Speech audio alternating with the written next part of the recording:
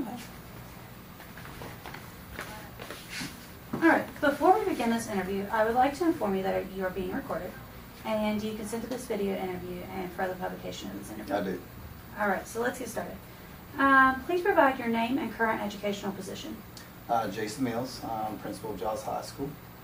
I've been here at the high school for 15 years. This is becoming my 6th year as principal. Okay. Prior to being an administrator at Giles High School, how many years did you teach in the classroom, and what did you teach? I taught history, 8th and 9th grade history, for 5 years, and then I became an assistant principal and now principal. Okay. All right. As a teacher, within the classroom, what were your main concerns? I think the first concern is the safety of students within the classroom, followed by just the structure of the classroom, and then of course student academic progress. Okay. Within the classroom, what research were you able to conduct, and what did it resolve? After I did my coursework and began teaching in the classroom, some of the things that I wanted to know more about and researched were items such as school law. I thought that was important, that I be aware of the school laws within the classroom. I did some research on the stages of youth development. I felt like that might help me better reach the students within the age group that I was working with. Also looked at research and information regarding best practices with classroom management to get some ideas on how to provide that structure within the classroom, and then also on how I might better use technology within my classroom for student growth. Okay, very good. How do you feel by conducting this research it affected your ability to teach and the students' ability to learn? Yeah, I think that as teachers, we are also students. It's our responsibility to continually learn, so we can kind of stay ahead of the curve, so to speak, and continue learning about best practices within the classroom so we can continue to reach our students. I think in today's data-driven world, there's more and more information coming out about how we can reach students and what practices are proven that create that student growth. I think staying updated on that latest research is important at all levels within the school building. Great, great.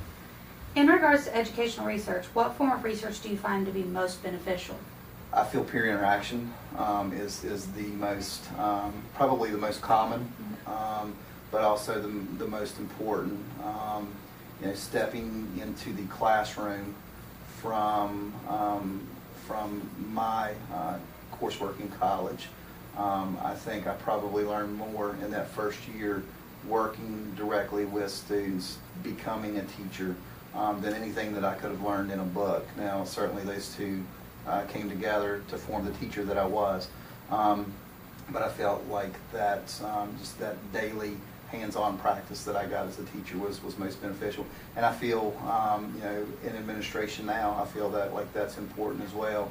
Talking to other administrators, if there's an issue within my building, or if there's a problem or a concern, talking to other administrators that may have experienced that, discussing with them what has worked for them, what has not worked for them, maybe gaining some direction, and then making decisions on how that might work within this building. I think just that one-on-one peer interaction with those who are there, have been there, is probably the most beneficial research that I've done.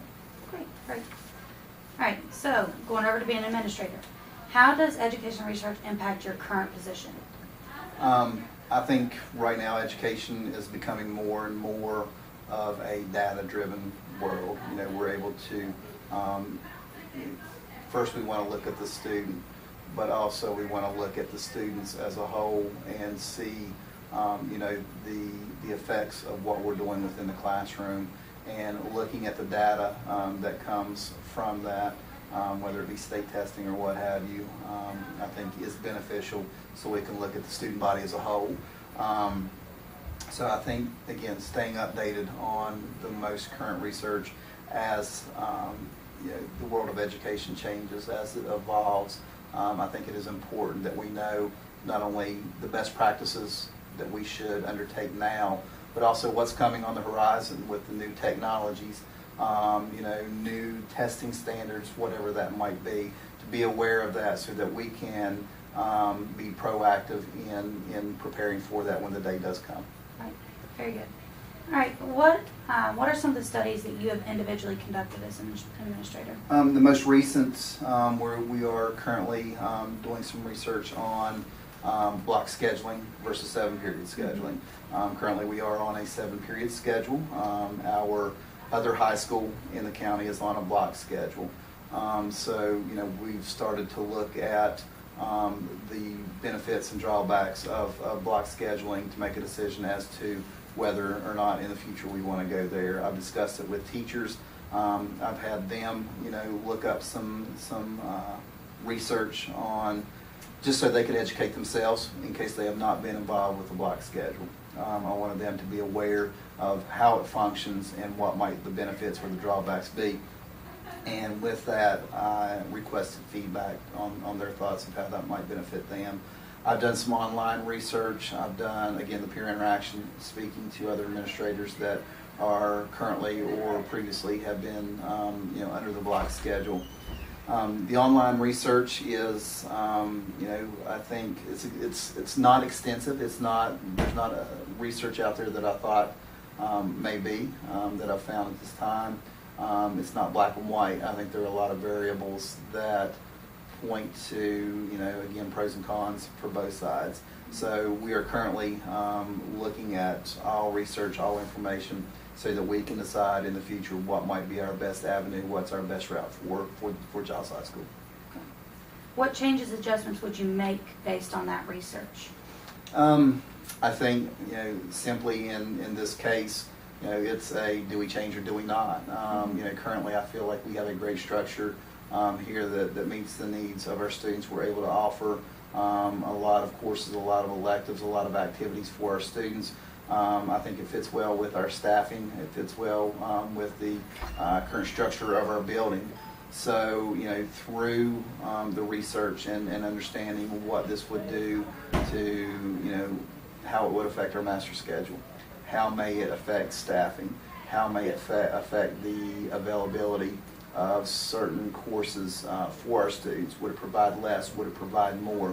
I think based on those answers and many more, that is going to determine whether we remain with the schedule that we have, or we do make changes based on that research, based on that data, to move forward to a block schedule. And certainly the first thing we're looking at is what is best for the students.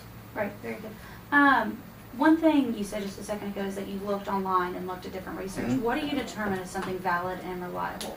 First of all, looking at information released from either the Federal Department of Education, state departments of education. Obviously, there's a lot of misinformation online with pretty much any subject. So, I'm looking at the organization that has completed the research to make certain they are a recognized organization, whether they are accredited or just a respected organization, as opposed to just the thoughts and theories of some individual who may not have experience with both. So just looking at where that source of information is coming from, I think, is important, and using that to kind of disseminate what's reliable and what is not. Okay. And overall, what is the impact of research on your current position as an administrator? It's not what I would like for it to be, quite frankly. As an administrator, the daily duties, the monthly, weekly duties of that, the duties that come throughout the day, certainly I would like more time to delve into certain questions that I may have, or certain questions that my staff may have, or just certain items that are current or upcoming that, again, like I said, we want to prepare for. I believe decisions should be made based on the most amount of information you have available on that subject. And so certainly research on a daily basis, best practices within the classroom, new technology, that is all important. I would love to have the opportunity, as most educators would, to have the ability to do more research and apply that into the classroom and into the school. But research can be done in many different formats, and so I think research, whether minor research and just asking questions to solve a problem from looking at reputable sources, or asking those who have been there. I think that plays a daily part in the operation of a school, and then on bigger long-term items, then I think research is also important so that you can make the best possible decision for your students. Well, Mr. Mills, I would like to thank you for taking the time out of your day to participate in this interview. At this time, do you have any questions or concerns about any of the previous questions or anything new? I do not. I appreciate you taking the time to sit with me. I greatly appreciate your time, and thank you for participating. Thank you.